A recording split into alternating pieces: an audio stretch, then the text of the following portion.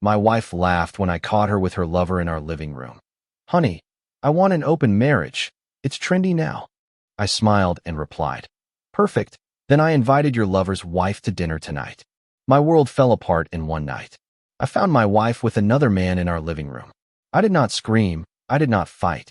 When she asked for an open marriage, I smiled and said, yes. But I invited her lover's wife to our house, unleashing a whirlwind of revelations that would destroy her game. I am an engineer. I build bridges that withstand storms. She wanted to play. I showed her that my structures never collapse. My name is Javier Morales. I am 38 years old, and I am a civil engineer in Barcelona. I have designed bridges that connect the city, structures that withstand winds and torrential rains. But my marriage to Elena, 36 years old, was not so solid. Everything changed one October night, under a rain that beat against the windows of our apartment in Gracia.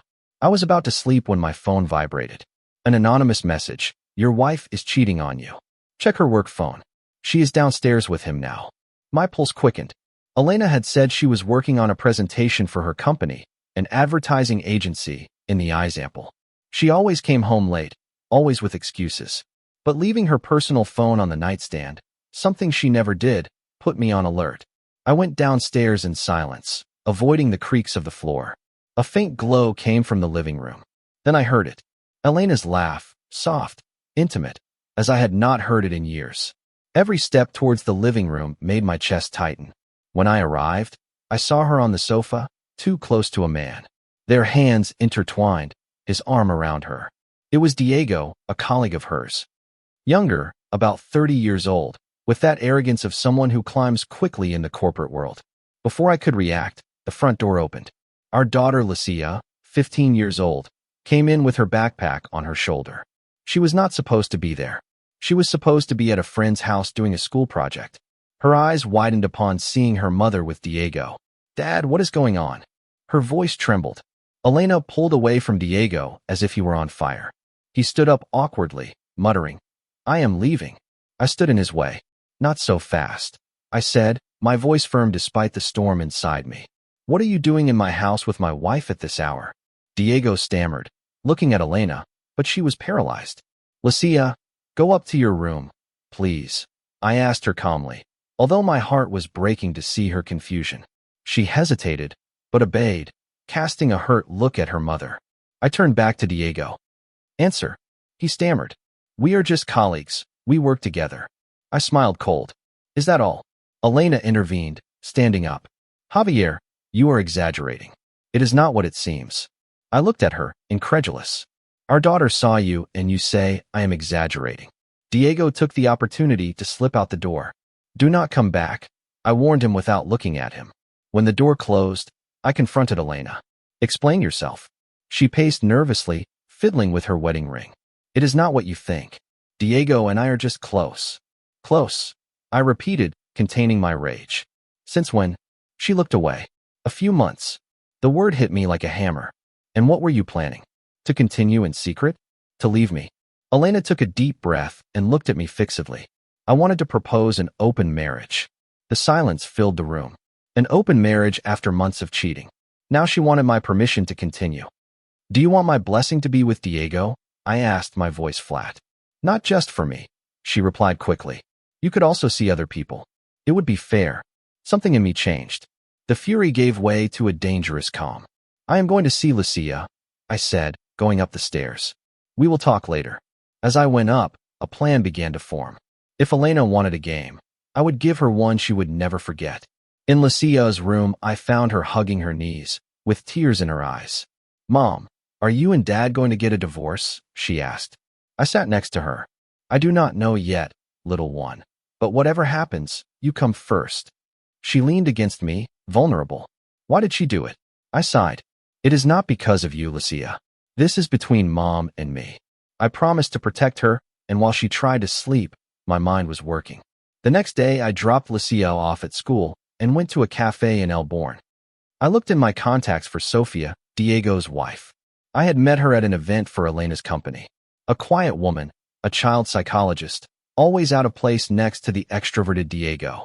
I dialed her number. Javier, she answered cautiously.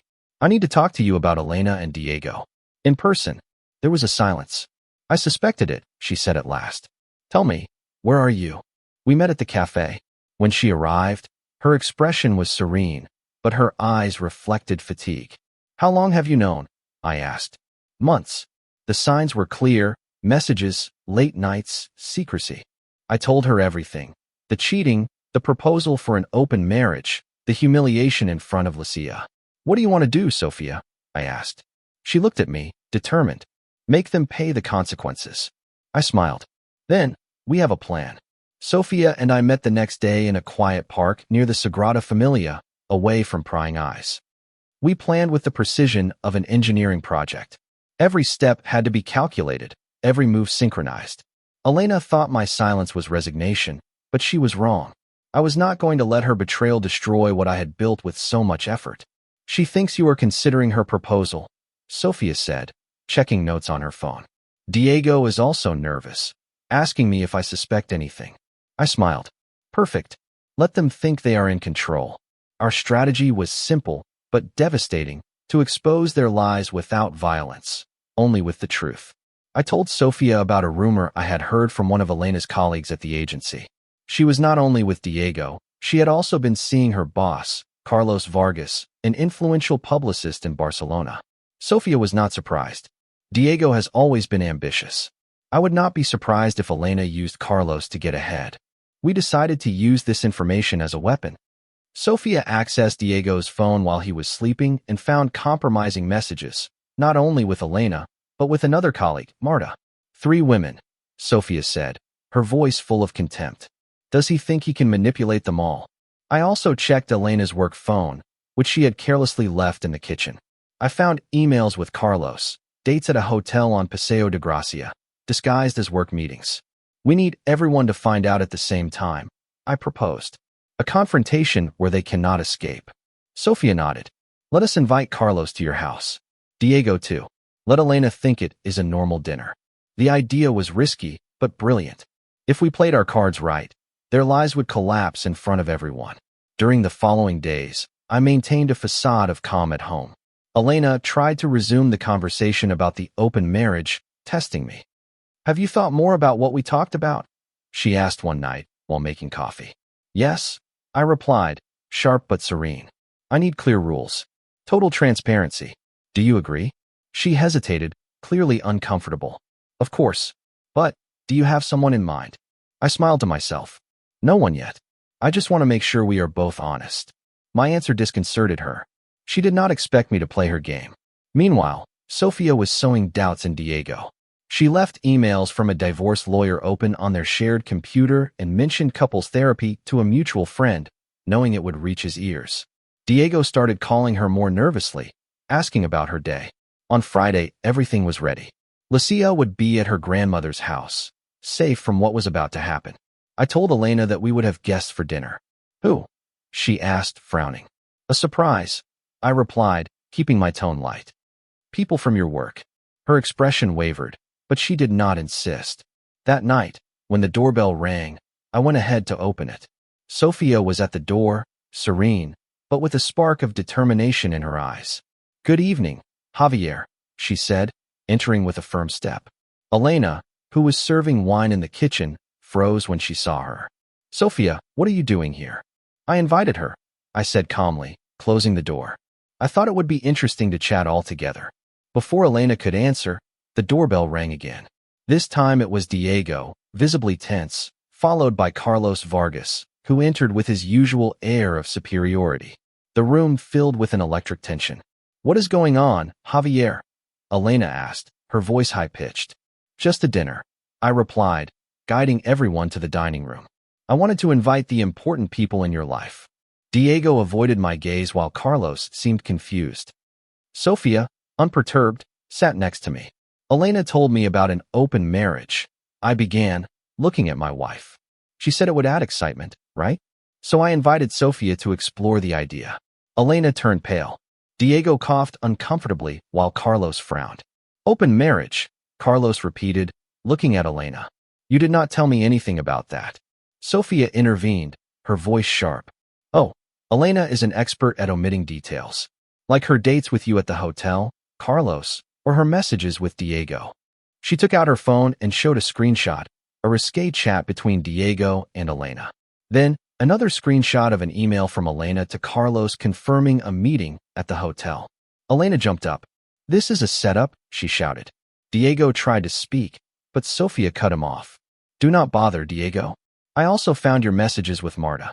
Do you think you can play with everyone?" Carlos, furious, turned to Elena. "You used me to get promoted while you were seeing this idiot." Chaos erupted. Elena tried to justify herself, but her words were drowned in the avalanche of accusations. Diego, cornered, muttered excuses and ran out. Carlos followed him, promising consequences at the company. Elena turned to me with tears in her eyes. "Why are you doing this?" "Because you started it," I replied, my voice cold. "You wanted freedom. Now you have it, but with the truth." Sofia gave me a slight nod. The first phase of our plan had worked, but the final blow was still to come, and it was about to arrive. The room fell silent after Diego and Carlos's flight. Elena, still standing, trembled with rage and shame. Her eyes, full of tears, searched for mine, but there was no plea that could undo what she herself had caused. Sofia, sitting next to me, maintained her icy calm, as if she were witnessing the collapse of a poorly constructed building. Satisfied, Javier, Elena spat, her voice broken. "Was this what you wanted, to humiliate me?" I stood up slowly, holding her gaze. "No, Elena, I just wanted the truth to come out. You chose this path." She tried to answer, but the doorbell rang again, cutting off her reply. Her face tensed. "Who else?" she asked, almost in a whisper. I opened the door, and there was Marta, another of Diego's colleagues. Sofia had contacted her days before, sharing the proof of her messages with him. Marta entered with a firm step, her expression a mixture of pain and determination. "Elena, you thought you were the only one," she said without preamble. "Diego promised me a future together while he was playing with you and Sofia." Elena staggered, leaning on the table.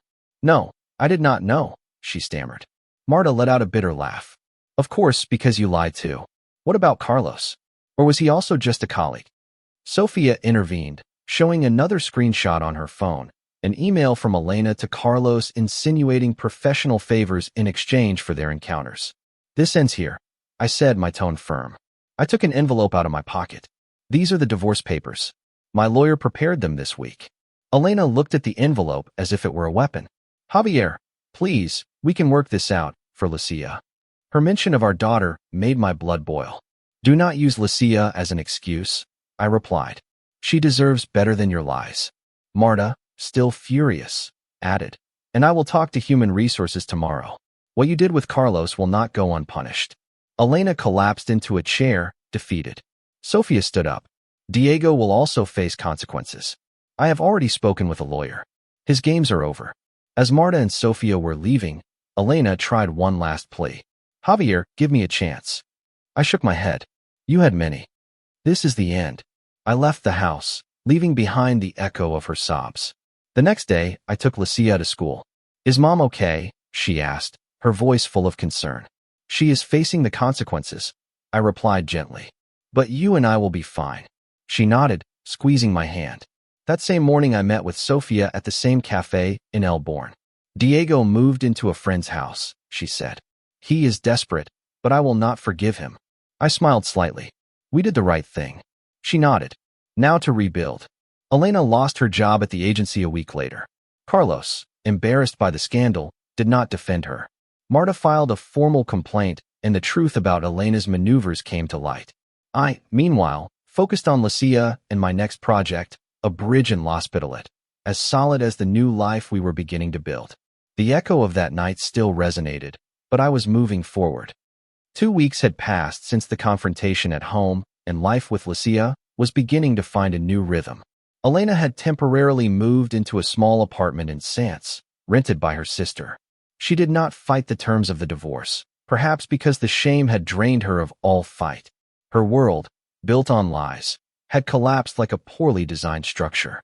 That morning, as I was dropping Lucia off at school, she asked me, "Dad, is Mom going to be okay?" Her concern broke my heart, but I was honest.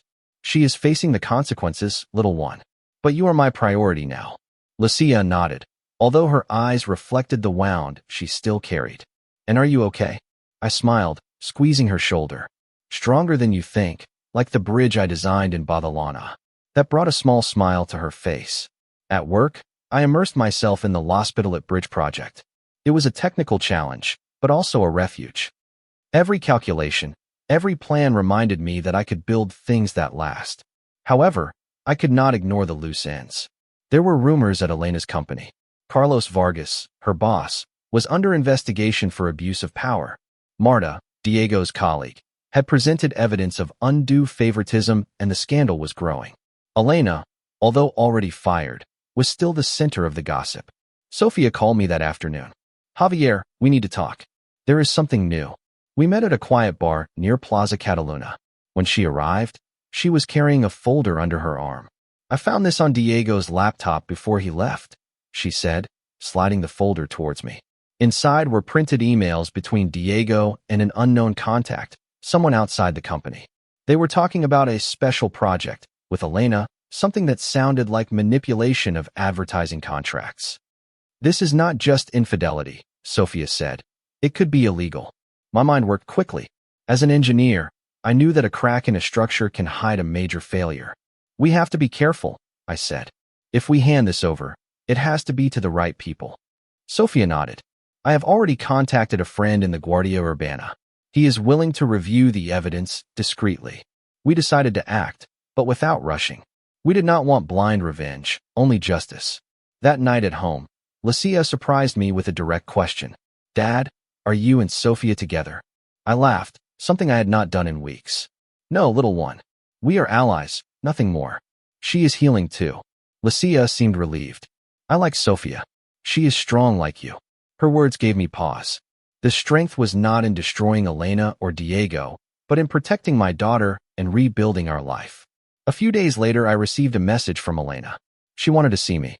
I agreed, but on neutral ground, a cafe in El Raval. When she arrived, she looked exhausted, without the confident glow she used to have. "Javier, I know I ruined everything," she began. "I want to apologize for Lucia, for you." I looked at her, searching for some trace of the woman with whom I had built a life. "An apology does not erase what you did," I replied. "But for Lucia, we will maintain a civilized relationship. Nothing more." She looked down. "I have lost my job, my reputation.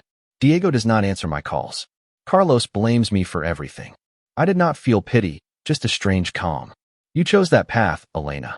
Now you face the consequences." I stood up, leaving some coins on the table. "Take care of yourself, for Lucia." As I left, I felt a weight off my shoulders. That same week, Sofia and I handed over the emails to her contact in the Guardia Urbana. We did not know if it would lead to charges, but we had done our part. Diego, according to Sofia, had lost his job after the scandal, and Marta was negotiating a promotion for her courage in exposing the truth. The board had been cleared, but not without cost. At the end of the week, I took Lucia to see the progress of the bridge in L'Hospitalet. As we watched the beams take shape, she said, "Dad, this bridge is going to last a long time, right?" I nodded. "I hope so. Like us." She smiled. And for the first time in months, I felt that the future, although uncertain, had solid foundations. For months have passed since that night when my world fractured. Life, like a bridge under construction, has found a new balance, although the foundations are still settling. Lucia and I have created a routine that gives us stability, breakfasts together before school, movie nights on Fridays, and honest talks that remind me how strong my daughter is at 15. Barcelona, with its constant bustle, is still our home, but now we see it with new eyes, as if we had crossed a bridge to a different life. The divorce with Elena was finalized without complications. She had no strength to fight, not after losing her job and her reputation at the advertising agency. The rumors about her dealings with Carlos Vargas and Diego spread like fire in the corporate world of the example. Carlos, under pressure, resigned from his position after an internal investigation revealed favoritism and questionable contracts. Diego, for his part, moved to Madrid, according to Sofia, looking for a new beginning after the collapse of his career and his marriage. Marta, the colleague who helped expose everything, took on a leadership role in the company, proving that the truth, although painful, can open doors. Sophia and I remain in contact, not as allies in a revenge, but as friends who shared a storm. She called me one morning while I was reviewing plans in my office. Javier, the Guardia Urbana reviewed the emails we handed over, she said, her voice firm but relieved. Is there enough evidence to investigate Diego and Elena for possible manipulation of contracts? It is not personal, but they brought it on themselves. I nodded, although I could not see her. We did the right thing, Sophia. Let justice take its course. She laughed softly. Always so rational, engineer. How is Lucia? I told her that my daughter was adapting, even planning a school trip to Valencia. And how are you? She asked. Building. I replied, one day at a time. Elena, meanwhile, tried to rebuild her relationship with Lucia. The weekly calls were tense at first, but Lucia, with a maturity that amazed me, agreed to talk to her. One afternoon, while we were walking through Park Güell, she told me, Mom sounds different. As if she is sorry. I looked at her, weighing my words. Sometimes people change when they hit rock bottom, but that does not erase what happened. Lucia nodded. I know, but I want to give her a chance for me, not for her. I respected her decision. My daughter was learning to build her own bridges, and I was not going to stand in her way. One day, while I was checking the progress of the bridge in L'Hospitalet, I received an unexpected email from Elena. I did not open it immediately. Instead, I sat on a bench facing the Bessos River, letting the sound of the water calm me. When I read it, her words were direct. Javier, I do not expect you to forgive me, but I want you to know that I am working on myself. I have started therapy and a professional training course. For Lucia, and for myself, I want to be better. Thank you for not destroying what little was left of me. I did not feel anger or satisfaction, just a calm that surprised me. I replied briefly, for Lucia, let us keep the peace. Good luck. I closed the laptop and went on with my day. The L'Hospitalet bridge was almost finished. One afternoon I took Lucia to see it. The steel beams shone under the spring sun and the workers worked with precision, a reminder that order can arise from chaos. Dad, this bridge is incredible, Lucia said, looking at the structure. How long will it last? I smiled. If we build it well, centuries. She looked at me thoughtfully. Like us, right? Even if things break, we can build something new. Her words hit me in the chest. Exactly, little one, like us. That night, while we were having dinner at a small restaurant in Elborn, Lucia asked me, do you think Mom will find her way? I sighed, choosing my words carefully. Life gives second chances, but it is up to her to take them. We are moving on, right? She smiled. Yes, Dad. We are stronger than any storm. The next day, I attended the inauguration of the bridge. The mayor gave a speech, highlighting its resistance and innovative design. As they cut the ribbon, I felt a peace I had not experienced in months. My life with Elena had broken, but I had my daughter by my side and a future to build. I was ready to cross new bridges. Some burn, others are raised. And mine, as always, were made to last.